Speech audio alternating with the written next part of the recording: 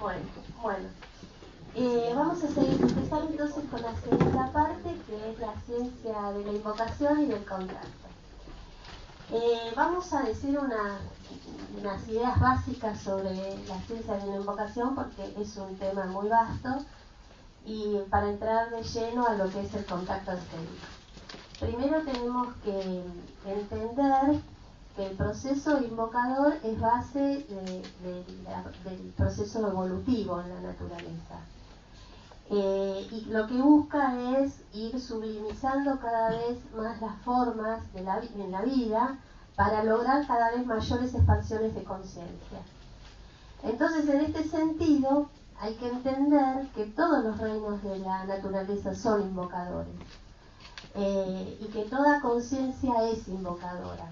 Desde el pequeñito electrón en un átomo hasta los grandes lobos planetarios, lobos cósmicos, son invocadores. Pero ¿qué sucede cuando ese proceso invocador llega al nivel del reino humano? Sucede que se transforma en lo que esotéricamente lo describen como aspiración espiritual o aspiración superior. Es decir, el hombre, que ya posee mente, siente un deseo muy potente de alcanzar determinadas metas psicológicas o espirituales trascendentes. Entonces empieza a tener conciencia de su poder invocador y surge como consecuencia la responsabilidad del uso de ese poder invocador. Más o menos para darnos, básicamente podemos decir cómo funciona el poder invocador con el tema de la evolución. Nosotros tenemos que imaginar, ¿no es cierto?, una conciencia de cualquier nivel que está ubicada en un lugar del espacio, es decir, se manifiesta en algún plano de la manifestación. Esa conciencia en el espacio tiene un movimiento propio, que es como una vibración, ¿no es cierto? Tiene y vibra en un ritmo. Tiene un ritmo vibratorio y una frecuencia vibratoria. Que en el espacio, al estar en contacto con el éter, produce un sonido, un color o una luz, y produce la forma en la cual va a habitar. El proceso invocador, la invocación, lo que produce que ese ritmo empieza a cambiar, ¿no? Se va a acelerar. Ese cambio de ritmo es lo que se llama, que hoy lo dijeron muchos, polaridad. Y justamente es lo que se llama magia, es la respuesta de los devas a ese cambio de ritmo, lo que hace que la conciencia evolucione. Por esos cambios de ritmo, las conciencias pasan, por ejemplo, de un nivel de intuición, de un nivel de instinto, a un nivel emocional, a un nivel mental, tenemos una conciencia de tipo mental. Luego vienen los planos intuitivos, una conciencia intuitiva, y podemos seguir a conciencias jerárquicas, conciencias crísticas, conciencias búdicas, logoicas, etc. Es decir, todo el proceso tiene que ver justamente con ese efecto de que produce la invocación en las conciencias del cambio de ritmo, es decir, las polaridades. Bueno, esto básicamente lo que es el proceso invocador, y de tener en cuenta que el proceso invocador es un hecho natural, ¿no? Y la ciencia de la invocación lo que hace es estudiar en forma lógica y racional cómo se produce ese proceso en toda la naturaleza. Ahora, en lo que a nosotros hoy aquí, que nos convoca el Reino de los Ángeles, lo que queremos seguramente todos saber y decir, bueno, cómo todo este conocimiento, esta idea o esta teoría me sirve a mí para poder ser consciente y tener un contacto consciente con los ángeles, un contacto angélico consciente. Bueno, lo primero que tenemos, el primer paso que nos recomiendan o que nos dicen los maestros es algo que ya también se dijo en la presentación, ¿no? Que lo explicó muy bien Mila. Podemos decir que hay que creer en los ángeles, creer en los devas. Pero es un creer con fundamento, es decir, sabiendo que los ángeles siempre existieron, que son el quinto reino de la naturaleza, así como está el reino vegetal, el animal, el mineral, el reino humano, está el reino energético, que forman parte de la construcción de este universo, son la energía que son nuestra vida, que construyen las formas, son la energía que mantienen también la coherencia y de todo el sistema evolutivo. Por lo tanto, es un creer con fundamento, en ese sentido. Luego, eso ya lo habíamos visto, y el segundo paso, y ya vamos a profundizar, vamos de a poco a ir profundizando formas o requisitos o condiciones que se necesitan para el contacto angélico, es que necesitamos crear una conciencia débica, una conciencia angélica. ¿Esto qué significa? Que tenemos que desarrollar una sensibilidad muy especial, porque los ángeles son sensibilidad pura. Y nosotros tenemos que poder desarrollar una sensibilidad acorde a la sensibilidad de su mundo.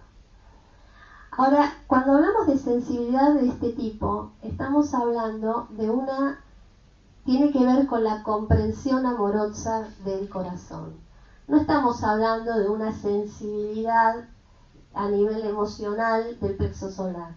Estamos hablando de la comprensión que surge del corazón de todos aquellos sucesos y acontecimientos que diariamente nos suceden a todos. Y para eso se necesita ya empezar a desarrollar la atención a todo lo que sucede, tanto internamente como externamente. Ahora bien, ¿por dónde se empieza a desarrollar esta atención y cómo empezamos de a poco a introducirnos? La regla de oro que existió en toda la historia de la humanidad, en todas las escuelas, en religiones, y continúa siendo, porque ya no es una regla, es una ley, y que la utiliza la jerarquía, es el silencio, del cual ya estuvimos hablando y haciendo durante todas estas reuniones. El silencio empieza por el silencio físico, que es el silencio de las palabras. Ahora, el silencio de las palabras no significa no hablar. Los ángeles dicen que en el silencio hay espíritu, y ellos perciben que las palabras tienen sustancia, tienen materia. Pero los seres humanos tenemos que comunicarnos y hablar, y yo ahora tengo que hablar y tengo que explicar este tema. Entonces, cuando uno habla del silencio de las palabras, y la persona que domina el silencio de las palabras, el silencio físico, va a desarrollar una forma de hablar teniendo conciencia del poder invocador de cada palabra que da o que dice. Las palabras tienen que ser correctas, tienen que ser oportunas, tienen que ser adecuadas, y por último, tienen la capacidad, nunca de ninguna manera que pueden herir. Por más conceptos duros que tengan que expresar por alguna cuestión de la realidad, no tienen la capacidad de herir.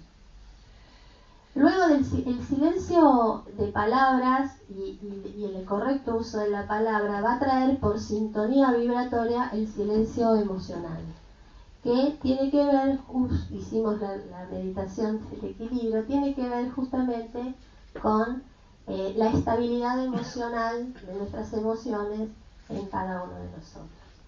Por simpatía también vibratoria, ese silencio de palabras que contagia el silencio emocional, va a pasar al silencio mental. Y acá en el silencio mental nosotros ya sabemos y conocemos la idea y el concepto de aquietar la mente. De la mente, estamos hablando de la mente inferior o de la mente intelectual, la mente racional.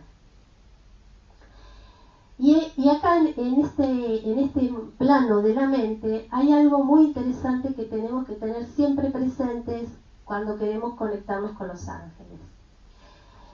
Que lo dicen los maestros, lo dicen los ángeles, y yo lo voy a leer de una frase de Krishnamurti. Krishnamurti dice: los ángeles no tienen mente, y sin embargo tienen la capacidad de ver, de reaccionar y de estar atentos a todo el proceso que existe en la vida. ¿Qué nos quiere decir con que los ángeles no tienen mente? Nos están diciendo que los ángeles no tienen una mente organizada como la que tiene el ser humano. Los ángeles tienen un centro altamente cualificado de sensibilidad que los conecta con la realidad, por eso conocen y ven y perciben todo lo que sucede en el éter. Y nos está diciendo que nosotros no vamos a poder conectarnos y contactarnos con los ángeles desde la mente racional y lógica. Vamos a tener que educar un tipo de mente más sensible, más sencilla, simple, altamente perceptiva del éter, del espacio, de todo lo que nos sucede. Es decir, estamos hablando ya de la mente a niveles de planos superiores, es decir, lo que podríamos decir la mente abstracta o superior, y estamos hablando de desarrollar la intuición. Bueno, cuando uno llega a este punto y dice, bueno, ya hice el silencio de todos los vehículos de la personalidad y ya estoy llegando a las alturas búdicas, ya supongo que acá hago contacto con los ángeles. Y no, todavía falta profundizar un poco más el silencio. Porque tenemos que hablar del silencio del corazón. Cuando hablamos del silencio del corazón, ¿a qué nos estamos refiriendo? Primero nos estamos refiriendo a un corazón que es libre. Y eso significa que está desapegado. Desapegado a las cosas de todos los días, a las cosas del mundo que todos nosotros conocemos, pero también desapegado a una ansia que es el ansia del desarrollo espiritual. Esto es una cosa muy sutil y muy profunda, porque en determinados niveles del sendero, en los discípulos, por este lugar puede haber algunos obstáculos y algunas desviaciones, y está el peligro del orgullo espiritual. La otra cosa que significa el silencio del corazón es que tener un corazón abierto. ¿Abierto a qué? Abierto a todo lo que sucede dentro de nosotros y fuera de nosotros. Y eso nos está hablando de vulnerabilidad, que es la misma vulnerabilidad, entre comillas, que tiene o con la que viven los ángeles. El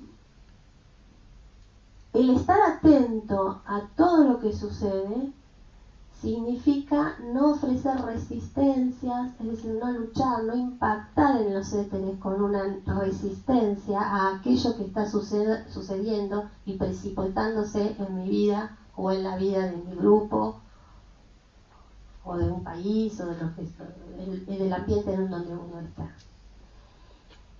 Y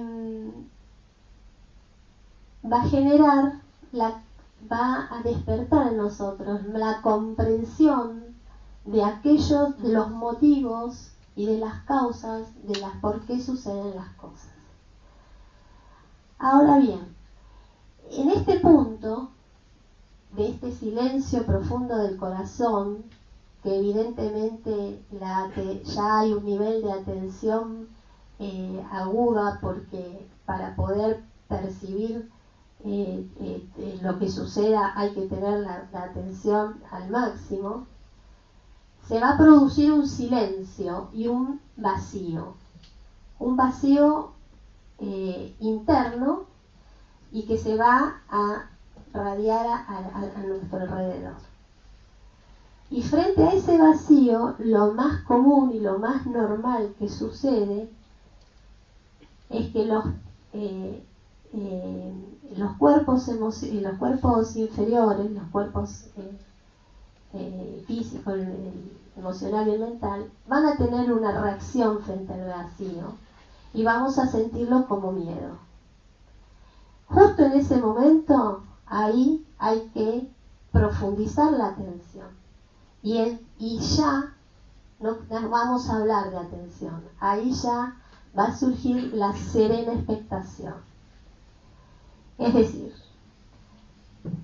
hay que mantener la calma, la serenidad, de esa forma se va a disolver esa reacción de la personalidad que es el miedo, y estar esperando, expectantes en el espacio. Yo lo único que les voy a decir que hay 2 textos que van a leer para el trabajo en grupo, que la serena expectación es un impulso que surge de la mónada espiritual y que trae el propósito y la intención del logos. En ese vacío, con esa serena expectación latente, surge, nosotros partimos del silencio y estamos hablando del silencio, pero acá surge el sonido del silencio, la voz del silencio. Es la vibración que produce nuestra conciencia en ese estado, la vibración, acuérdense que yo estaba hablando en la ciencia de la evocación, de la conciencia que vibra y cambia un ritmo. Bueno, ya tengo que terminar. Entonces, en ese momento, en ese vacío, ese sonido invoca a los devas y a los ángeles, que escuchan la voz de ese silencio. Y se precipitan los ángeles del silencio. Los ángeles del silencio tienen una función. ¿Querés decir la voz? Bueno, la dice Sergio.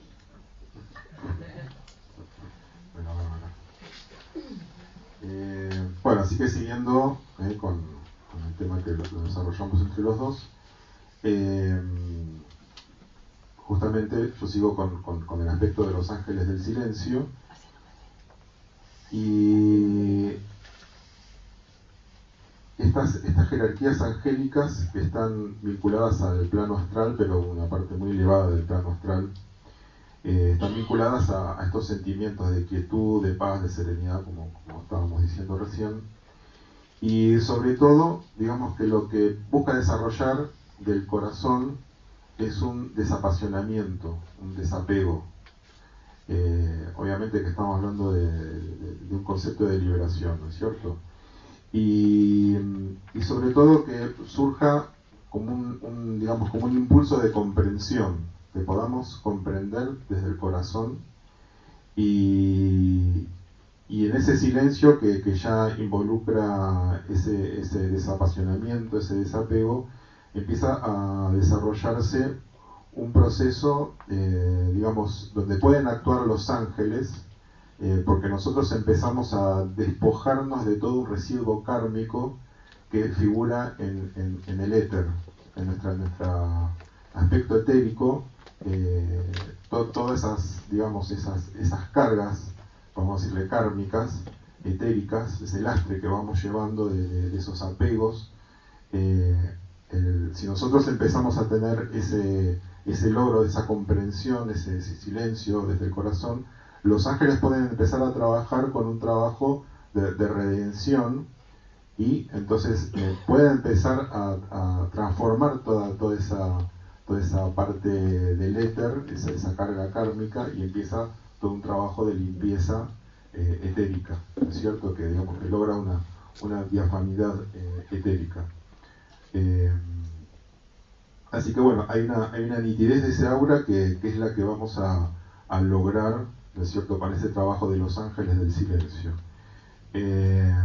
Obviamente que toda esta parte psicológica también que está vinculada es la de la acción correcta, ¿no es cierto? O sea, como que prácticamente el único modo en el cual puede haber una un trabajo como de salvación, de sanación, podemos decir así, es el aspecto que incluso tiene que ver con el presente, con el aquí y ahora, ¿no es cierto?, con vivir el presente. Otro tema vinculado, obviamente, para cerrar esto, el trabajo de redención, lo que va a posibilitar es que estos ángeles de elevada jerarquía van a permitir un ingreso de energías nuevas, unas energías que digamos, la humanidad de alguna manera no las conoce, que son energías de arquetipos nuevos que está necesitando la nueva era, ¿no es cierto? Y bueno, esa es, digamos, el gran beneficio de este trabajo del corazón, de este vuelco, porque estas energías empiezan a ingresar, ¿no es cierto?, desde un trabajo actual que ya todos conocen también de la era de Acuario, y bueno, es el paso siguiente para que estas energías puedan canalizarse y precipitarse. Otro aspecto que generalmente está vinculado a la ciencia de la invocación y del contacto es el de la curación, ¿no es cierto? Entonces, bueno, ahí estamos volviendo a esta área del ser humano que es la parte del aura magnética o el cuerpo etérico. Y si bien la ciencia atribuye gran parte a lo orgánico, y obviamente que hay un componente también cada vez más reconocido en lo mental y en lo psicológico, o vamos a decir en lo psíquico, evidentemente que todo está más desde ese lado, ¿no es cierto?, desde esta parte que puede tener con lo mental, con lo emocional o con lugares mucho más profundos todavía. Y muchas de estas situaciones se vinculan a pasados remotos raciales, donde digamos que las anteriores razas que se fueron desarrollando, la raza Lemur, la raza Atlante, actualmente la raza Aria, o sea que en este momento tenemos una gran capacidad técnica de poder detectar los problemas, pero no ir a la causa fundamental que está en esta parte magnética etérica, ¿no es cierto?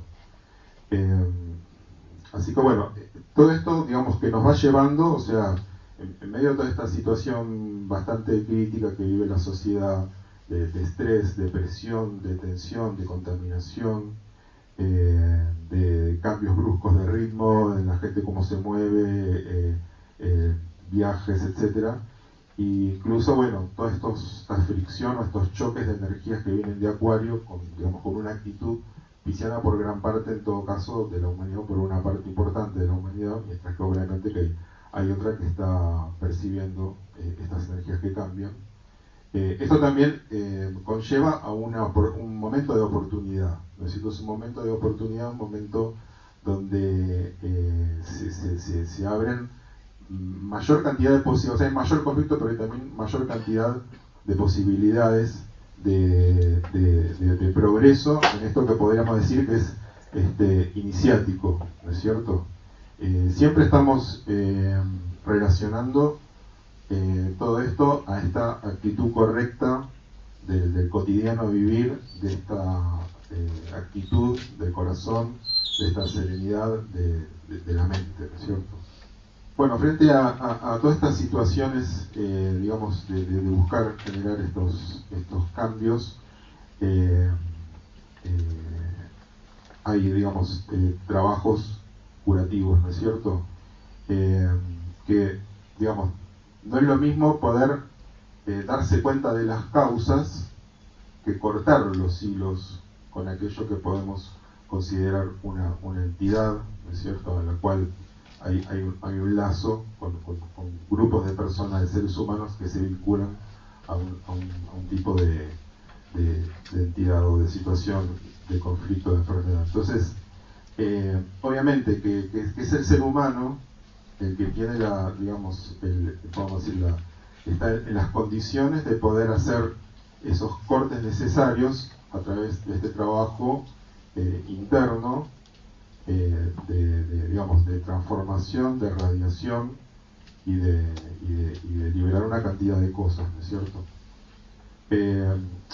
explica Vicente que hacia la segunda mitad del siglo XX un número importante de discípulos de ashramas empezó a desarrollar un trabajo invocativo que se llama del bien cósmico, ¿no es cierto?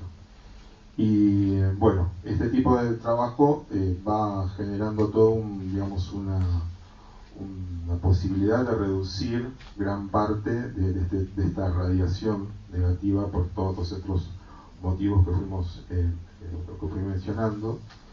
Y bueno, y la convocatoria se fue ampliando de estos ashramas y de estos discípulos a hombres, mujeres de buena voluntad, aspirantes espirituales, a expandir este trabajo, ¿no es cierto? Obviamente que la gran invocación es uno de los más grandes trabajos que tiene la humanidad en este momento, y obviamente que coincide con esta cosa posterior a la Segunda Guerra Mundial, ¿no es cierto? Que es la segunda mitad del siglo XX. Y bueno, el libro Los Misterios del Yoga tiene una serie de mantras que son relacionados con el plano físico, con las curaciones del plano físico, las emocionales o psicológicas y las mentales, que van convocando distintas categorías débicas, ¿no es cierto? A la primera, de la parte física, se le llama ángeles de curación, y son una jerarquía de devas que se llaman Agni Shaitas. A la segunda curación, que se invoca para digamos, la parte emocional, el equilibrio, justamente estábamos haciendo esta meditación hace un ratito, que se llaman jerarquías de ángeles, que se llaman Agni Suryas. Que bueno, que es estabilizar el cuerpo emocional, lo que hace un ratito estábamos haciendo, y que busca la armonía para el éter mundial, ¿no es cierto? Y luego hay una tercera categoría que se llaman Agnisvatas, que son muy poderosos, que son del plano mental. Incluso, por ejemplo, la invocación que se hace, propuesta por Vicente en los Misterios del Yoga, se hace directamente en mental, en silencio, ¿no es cierto? Cuando se trabaja, digamos, con todo el detalle expuesto ahí. Así que bueno, ese sería como las bases del trabajo invocativo, digamos que Vicente lo domina el maestro, ¿no es cierto? Pero bueno, sabemos que probablemente sea un maestro muy importante, jerárquico, a estas tres categorías de ángeles. Bueno, después, digamos, hay obviamente toda una corriente invocativa, que era lo que mencionaba al principio Gabriela, que es todo el universo invocativo, y bueno, donde los reinos van evolucionando, ¿no es cierto? O sea, nosotros, digamos, a veces, supongo que la mayoría de nosotros conoce este concepto, pero por ahí hay alguien que nunca había oído nombrar, y es una de las cosas que Vicente Anglada trabaja mucho y que realmente es muy importante, y que muchas veces pensamos en el alma, y ese alma en realidad también está definido como ángel solar, ¿no es cierto? Bueno, también el maestro tibetano de Golkul, a través de los libros de Alibeir y los libros azules, denomina esto. Entonces, bueno, obviamente que ese es el contacto que tenemos siempre, porque cada ser humano tiene un ángel que fue resultado de una invocación de hace muchos millones de años que hizo la humanidad cuando estaba pasando como del reino animal al reino humano. Y nosotros somos el ejemplo de eso, ¿no es cierto? Que los reinos evolucionan. Obviamente nosotros estamos invocativamente a grandes plazos evolucionando hacia un reino nuevo, ¿no es cierto? En ese proceso de invocación, dice Vicente que no basta con pedir, sino que es un maestro, ¿no?, jerárquico, que le hace la pregunta de la invocación, dice que no basta con pedir, hay que esforzarse por llegar, ¿no es cierto? Y sería, digamos, también una cosa mucho más de resolución. O sea, cuando está esa resolución invocativa, eso dinamiza en los éteros una posibilidad de que el ángel pueda trabajar de manera redentiva con esa invocación que hace el ser humano, o que hace la humanidad, ¿no es cierto? Y bueno, el cuarto rayo es un rayo muy importante, que está vinculado al cuarto reino, que es el reino humano, Y hay toda una serie de relaciones con el número 4, que es el planeta Tierra como un cuarto planeta, que está dentro de una cuarta ronda, dentro de un cuarto esquema, montones de relaciones con el 4. Y esto, digamos que nosotros obviamente lo vamos a vincular con el chakra cardíaco, que es el corazón, y por eso la importancia también del Agni Yoga, con el trabajo de que también es llamado el yoga del corazón, pero de síntesis, donde ese amor, digamos, no es un amor del tipo humano, sino que, o sea, en el sentido mundano del asunto, sino que es un amor que trabaja, ¿no es cierto?, desde un lugar, digamos, como amor divino, ¿no es cierto? Pero lo divino es todo, o sea, no hay separación. Y entonces, bueno, toda esta relación del cuarto rayo atrae a ángeles del cuarto rayo, que son los ángeles, digamos, que por toda esta relación matemática, los más importantes que están trabajando con la humanidad y que son los de la armonía, que digamos que el cuarto rayo es conocido como armonía a través del conflicto. En realidad está por venir una nueva entrada de cuarto rayo, pero que es de armonía pura, ¿no es cierto?, donde se va venciendo el conflicto, que digamos que el conflicto no deja de ser una resistencia o una fricción o un choque o una lucha, ¿no es cierto? Obviamente en medio está nuestro libre albedrío o nuestro alineamiento con esa voluntad divina digamos que es nuestro ser también. Entonces este es un aspecto también importante para estar atentos a toda esta centralización del cuarto rayo como armonía de la humanidad y como algo que está innato en cualquier cosa. Muchas veces se lo atribuye al arte, pero es la parte del artista de cada uno de todos nosotros, ¿no es cierto?, que puede encontrar el arte de su vida y la armonía. Bueno, estamos con el tiempo justito. Yo voy a terminar acá con una frasecita que está en los libros, que dice: crear situaciones nuevas en colaboración estrecha con los ángeles es la tarea creadora de la jerarquía, y en lo que al reino humano se refiere, estas situaciones tienen que ver con la implantación de un nuevo orden social y una mejor utilización de los atributos de conciencia que dicho reino ha logrado desarrollar. Así que bueno, el trabajo de prestar atención, de tomar conciencia, de ser perceptivos, y obviamente yo creo que es mucho más lo que no se ve que lo que se ve, ¿no? O sea, estamos acostumbrados a solamente estar pendientes desde la ciencia de aquello que vemos. Ya la ciencia está encontrando un montón de cosas que no puede tocarlas del universo, pero saben que están y que son parte importante del universo, y cada vez más estos mundos invisibles e intangibles se van haciendo más presentes como energía, ¿no?